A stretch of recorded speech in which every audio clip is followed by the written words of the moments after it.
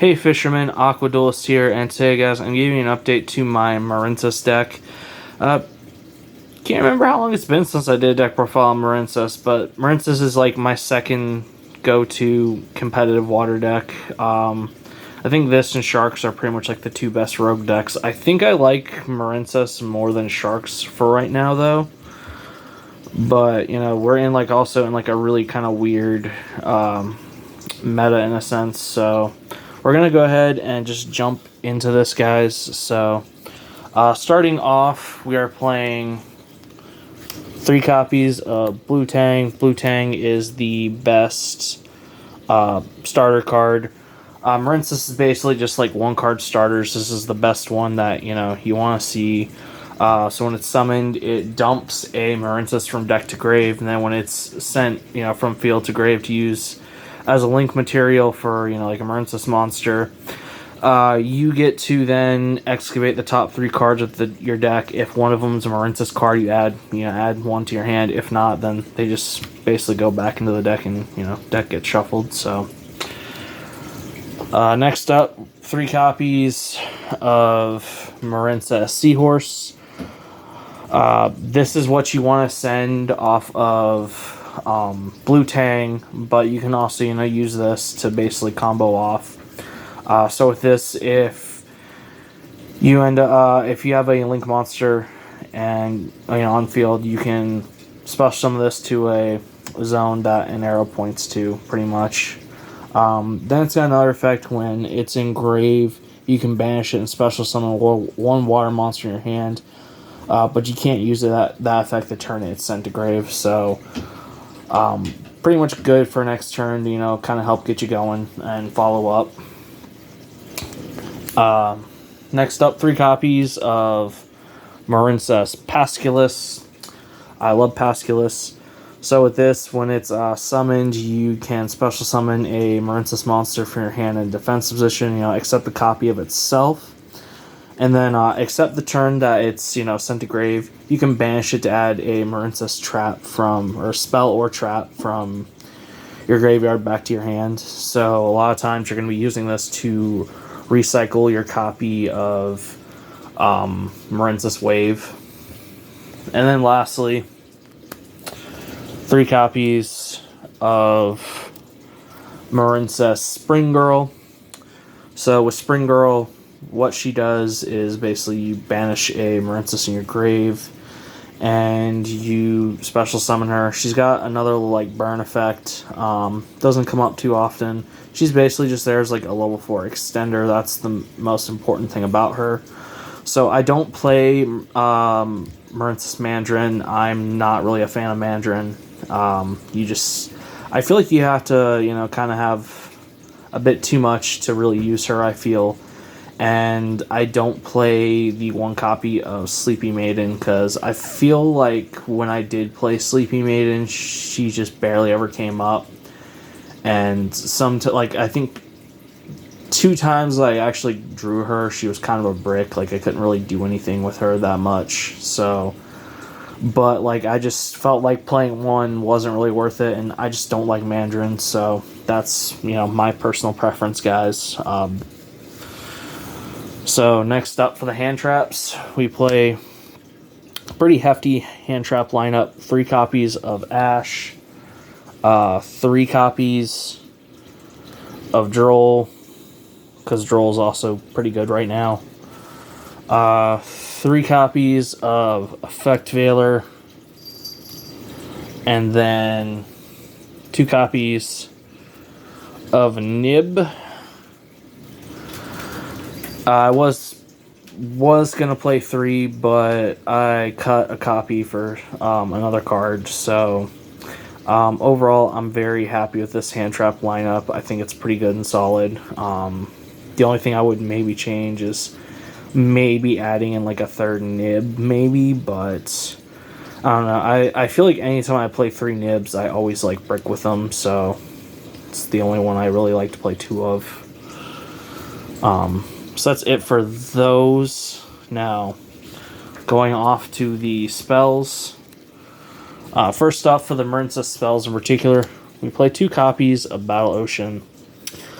I was playing this at one of the last builds, but I also am playing Pod Desires, so I decided to bump this up to 2 because you really do you really do want to see it.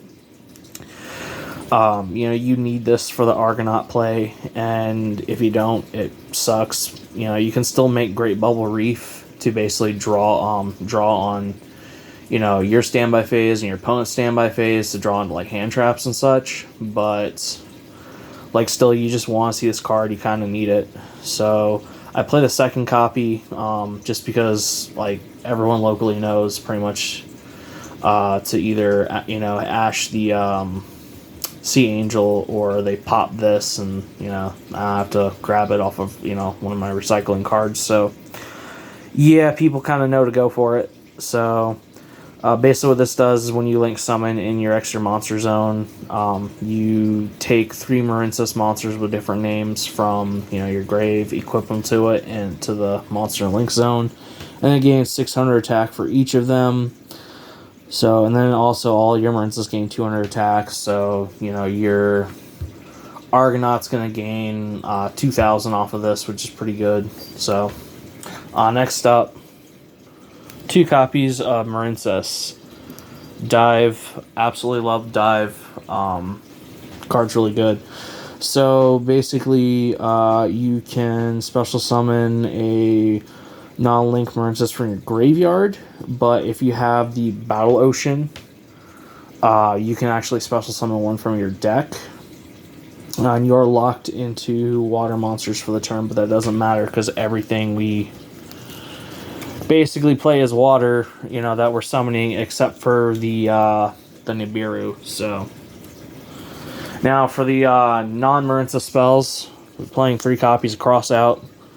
We're playing all those hand traps, so we want to go first. So there's no reason to not play Cross Out. I think the worst one that really hits that, you know, just hurts us the most is, I would say, Nib. So then we're also playing 3 copies of Thrust. And 2 copies of Talents. So I was going to play Talents for, you know, the Cross Out, but I also wanted to play at least 2 because I play Pod Desires. And I also kind of thought, well, you know, at that point I might as well also just play Thrust. Because then this way, at least, you know, if I'm going first, if they, you know, hit me with something like an Ash or something, I can go like, okay, cool, Thrust into Talents and like draw 2, so, you know, like I can still like try to, you know, dig and such. That was my thought behind it. Or, you know, if I want to rip a card out of my opponent's hand, that's cool too. So yeah, and then, you know, it's also good going second for the other effect to just take control of monster. So, you know, I mean, it's just a good card. But yeah, I was kind of like, I'm already playing it, you know, kind of for the Cross Out. So I was like, oh, why not do 2 with the Thrust? So for the next spells I play 2 Pod Desires, and then I also play 1 Call by the Grave to help protect myself from, you know, getting hand trapped. Now for the traps, we basically just play Marincess Wave. I'm just playing the 1. My deck count is at 42 cards, so I really don't want to add, you know, I really don't want to increase that anymore. So, but if needed to, I would make the deck 43 and then just play like a second copy of Wave. And then the last 3 cards, 3 copies of Imperm, you know, because Wave and Imperm are just really good. Wave is basically Imperm, and then if you have the, you know, the Link 4, this basically also turns your monsters into basically like Cleafort Towers. So just all in all, really good. Absolutely love it. So that's it for the main deck. Going to the extra deck, we play 2 copies of Blue Slug. This adds a Marincess monster from your grave to the hand. 2 copies of Sea Angel. This adds a Marincess spell from deck to hand. 2 copies of Marincess Coral Anemone. This special summons a water monster of 15 or lesser attack from the grave, and then when it leaves the field, you get to add a Marincess card in your grave. So that can get you, your spells, your copy of Wave if needed, or any of your monsters, which is really nice. 1 copy of Marbled Rock. She's just there as kind of like a backup to help with recursion, but I hardly ever use her.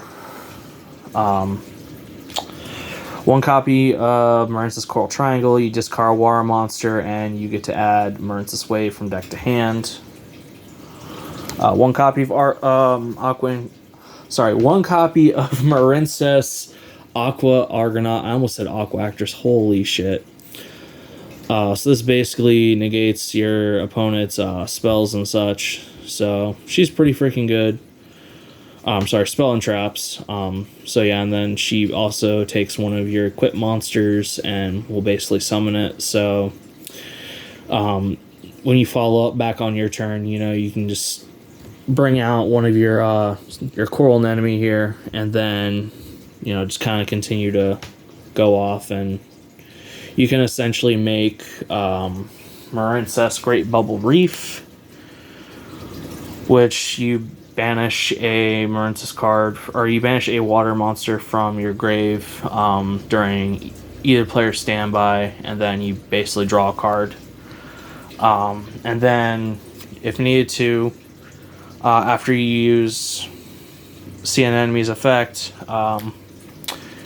play the 1 copy of World's Sea Dragons Atlantis, which what this will do is basically, when it's summoned, it banishes all monsters on the field and then resummons them. You choose the position, but if you use Coral Anemone's effect, you're locked into water monsters. So you basically get to just banish your opponent's field. You can't bring them back because you're the one summoning them and you're locked into water. So as long as you're not playing a water deck, it pretty much kind of says fuck you, and it's kind of like an access code talker.